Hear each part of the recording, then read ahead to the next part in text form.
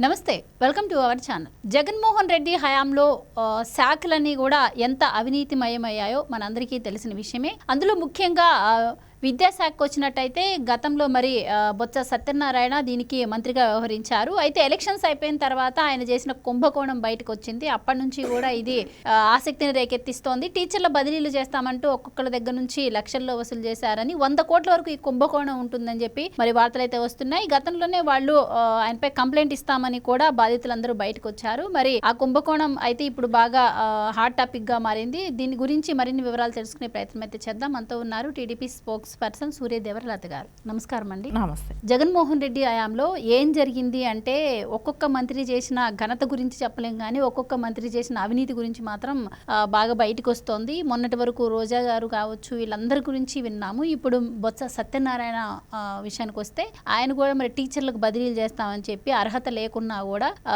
Even ఎన్నికల కూడా అమల్లో ఉన్నప్పుడే వాళ్ళ దగ్గర నుంచి లక్షల్లో వసూలు చేశారు. దాదాపు ఈ స్కామ్ కూడా 100 కోట్లు ఉంటుంది అని అంటున్నారు. సో మరి వాళ్ళందరూ కూడా కంప్లైంట్ ఇస్తామన్నారు. దీనిపై వర్ల రామయ్య కూడా ఏసీబీకి ఫిర్యాదు చేసిన పరిస్థితులు కూడా ఉన్నాయి టీడీపీ తరపు నుంచి. సో మీరేం చెప్తారండి? అంటే జగన్మోహన్ రెడ్డి గారికి తండ్రి సమానులైన బొత్స గారు, ఎందుకంటే ఆ సెంటిమెంట్ సీన్స్ అన్ని మనం చూసాం కదా గతంలో. సో ఆయన స్టేజ్ మీద చెప్తుంటే ఈయన ఏడవటం, బాధపడిపోవటం, సో అంటే వాళ్ళకే చెల్లుతుంది అది కూడా.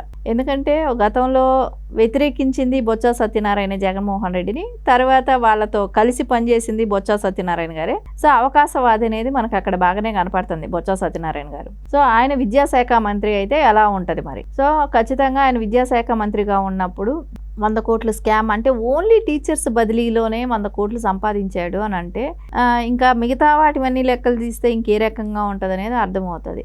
అంటే టీచర్స్ బదిలీ అంటే 2400 మందిని ఒక ట్రిప్లేనేమో 1000 మందిని, ఇంకొకసారి ఏమో 1400 మందిని. సో ఈయన బదిలీ చేసిన విధానమే కానివ్వండి, ఒక్కొక్కళ్ళ దగ్గర 4 నుంచి 5 లక్షలు తీసుకోవటం. అప్పటికే ఎన్నికల కోడ్ కూడా అమలు అయిపోయిన తర్వాత కూడా చేశాడు అని అంటే ఆయనకి అధికారాలు లేకపోయినా కూడా చేశాడు అని అంటే ఏ రకంగా దుర్మార్గం చేశాడు ఇక్కడ. సో ఆయన ఒక్కొక్కళ్ళ దగ్గర 4 నుంచి 5 లక్షల వరకు వసూలు చేయటం కానివ్వండి, అవన్నీ ఆయన దోచుకోవటమే జరిగింది. సో ఇప్పుడు అవన్నీ ఒక్కొక్కటి బయట వస్తున్నాయి. ఇప్పుడు మనకు తెలిసింది ఈ ట్రాన్స్ఫర్స్ చేయటము, బదిలీలు చేయటం వరకే మనకు తెలుస్తుంది. ఇంకా మిగతా విషయాలకు తీసుకుంటే బిల్డింగ్స్ మరమ్మతులే కానివ్వండి, బుక్స్ కానివ్వండి, ఇలాంటివన్నీ చాలా ఉంటాయి కదా. సో వీటిలంతా ఇంకే రకంగా దోచేస్తున్నాడు. వీటిలో ఒక్కదానిలోనే 100 కోట్లు కనపడుతుంది. మనం ఇంకా అదేలాగా విడుదల రజనీ చూసాం. సో ఆవిడ కూడా ఉద్యోగాలు ఇప్పిస్తానని చెప్పి డబ్బులు తీసుకోవటమే కానీ, మళ్ళీ ఇప్పుడు గవర్నమెంట్ పోయిన తర్వాత రిటర్న్ ఇచ్చేసిందే కానివ్వండి, అవన్నీ కూడా బయట వస్తున్నాయి ఒక్కొక్కటి. అంటే కొంతమంది భయపడిపోయి దాన్ని కవర్ చేసుకునే విధానంలో కూడా స్టార్ట్ అయిపోయి ఉన్నారు గతంలో పనిచేసిన మినిస్టర్స్. మనం రోజాను చూసుకుంటే రోజాలో కూడా ఇప్పుడు మనం చూసాం, తను పర్యాటక శాఖ మంత్రిగా ఉన్నప్పుడు ఆడుదాం ఆంధ్ర దీనికి ఎంత స్కామ్ చేసింది అనేది. సో ఇప్పుడు ప్రతి ఒక్కళ్ళవి డీటెయిల్డ్గా బయట వస్తున్నాయి. అంటే వీళ్ళు చేసిన అక్రమాలే కానివ్వండి, దుర్మార్గాలే కానివ్వండి. నిజంగా ఏపీ ఈ అమరావతి డెవలప్ అవ్వడానికి ఎక్కడి నుంచో తెచ్చి పెట్టాల్సిన అవసరం కూడా లేదు. వీళ్ళ దగ్గర ఉన్నది వసూలు చేసి పెడితేనే చాలు, ఎందుకంటే రాష్ట్రం డెవలప్ అయిపోతుంది. జగన్మోహన్ రెడ్డి తిన్నదే కానివ్వండి, ఈ ఆయనకి తొత్తులుగా ఉన్న మంత్రులు తిన్నదే కానివ్వండి, కక్కిస్తే చాలు. ఎందుకంటే 13,000 కోట్లని అప్పులు చేసిన 13 లక్షల కోట్లు అప్పులైన రాష్ట్రం ఆంధ్రప్రదేశ్ కాబట్టి దానిలో వీళ్ళు చేసిన డెవలప్మెంట్ ఏమీ లేదు కాబట్టి వీళ్ళు వచ్చినాక అన్ని లక్షల కోట్లు అప్పు చేసినప్పుడు దాన్ని ఏ రకంగా ఖర్చు పెట్టారు, ఏం చేశారు అనేది అయితే బయట రావాల్సిన అవసరం ఉంది కదా.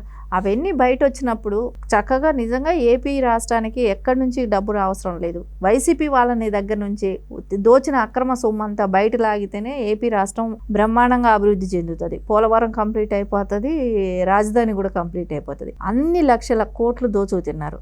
జగన్మోహన్ రెడ్డి కూడా ఈరోజు ఎన్ని లక్షల కోట్లు దోచుకు తినబట్టే కదా వెళ్ళిపోయి ఇప్పుడు బెంగళూరులో వెళ్ళి కూర్చొని దాచిపెట్టుకోవటానికే వెళ్ళాడుగా బెంగళూరుకి. మనం గతంలో చూసాం ఎన్ని కంటైనర్లు బయట వెళ్ళాయి అంటే, కంటైనర్లు ఎన్ని రకాలుగా కంటైనర్లు బయట తీసుకెళ్లారు. అదంతా బెంగళూరు ప్యాలెస్ కే కదా పంపించింది. అవన్నీ ఇప్పుడు అంటే గతంలో తెలుగుదేశం వాళ్ళు చెప్తున్నప్పుడు ఎవరికైనా కూడా ఎలా అనిపిస్తుంది, ఏదో నిందేశారన్నట్టు ఉన్నది. కానీ ఈ రోజు అది అందరికీ అర్థమైన విషయం కదా. జగన్మోహన్ రెడ్డికి ఇప్పుడు ఇన్ని నిజాలు బయటగాను ఇప్పుడు వస్తున్నాయి, ఇవన్నీ కానీ ముందే తెలిస్తే ఆ పర్సంటేజ్ ఓటు కూడా వచ్చేది కాదు, ఆ 11 మంది కూడా గెలిచేవాళ్ళు కాదు, ఖచ్చితంగా వాళ్ళలో జగన్మోహన్ రెడ్డి కూడా గెలిచేవాడు కాదేమో అనిపిస్తుంది.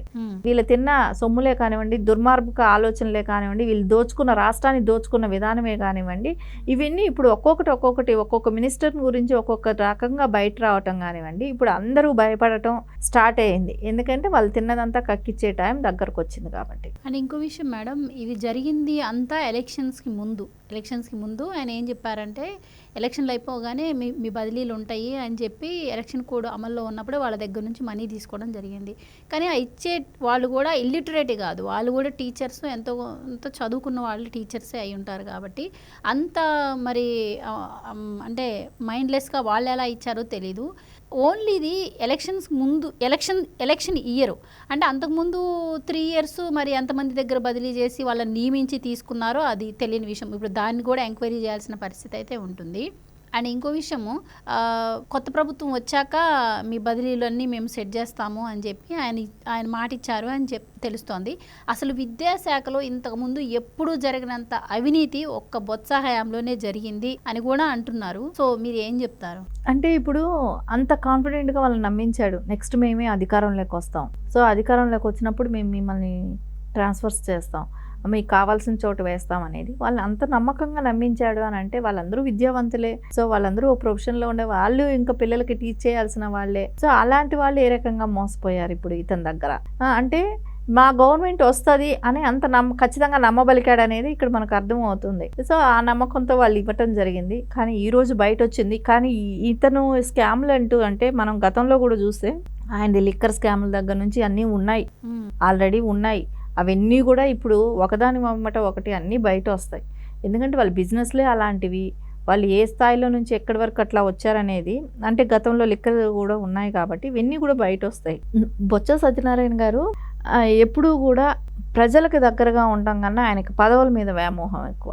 ఆయనకి పదవుల కోసం కాంగ్రెస్ని అయితే ఆయన ఉన్నాడో కాంగ్రెస్ దగ్గర నుంచి, ఆ కాంగ్రెస్లో ఉన్నప్పుడేమో జగన్మోహన్ రెడ్డిని మాట్లాడాడు, తర్వాత ఏమంటే ఇక్కడ నీకు అధికారం వచ్చి మినిస్టర్ వచ్చేటప్పటికి ఇప్పుడు జగన్మోహన్ రెడ్డికి తండ్రితో సమానం అయిపోయాడు. అంటే అదే విజయమ్మ గారిని విమర్శించింది అసెంబ్లీలో అదే బొచ్చనే, మళ్ళీ ఇప్పుడు అదే బొచ్చకి విజయమ్మ గారిని పక్కన పెట్టేసేసి జగన్మోహన్ రెడ్డి అదే బొచ్చకి తండ్రి లాంటి ప్లేస్ ఇచ్చాడనంటే, సో ఇవన్నీ అవకాశవాద రాజకీయాల్లో బొత్స సత్యనారాయణ గారు ఎప్పుడూ ముందుంటారు. ఆయనకి సంపాదనే కావాలి, ప్రజా శ్రేయస్ కోసం ఆయన రాజకీయాలకు రాలేదు. ఇప్పుడు ఈ స్కామ్ 100 కోట్లది కాకపోయినా గతంలోది కూడా అన్నీ కూడా బయట వచ్చే అవకాశాలు ఉంది. వీటితో పాటు ఇంకా చాలా రకాల స్కాములు చేసి ఉన్నాడు కాబట్టి అవన్నీ కూడా బయట వస్తాయి. విద్యాశాఖ మంత్రిగా చేసినప్పుడు ఇది ఒక్కటే కాదు, చాలా వరకు ఇంకా ఉన్నాయి, అవన్నీ కూడా బయట వచ్చే అవకాశాలు ఉన్నాయి. Right madam, thank you.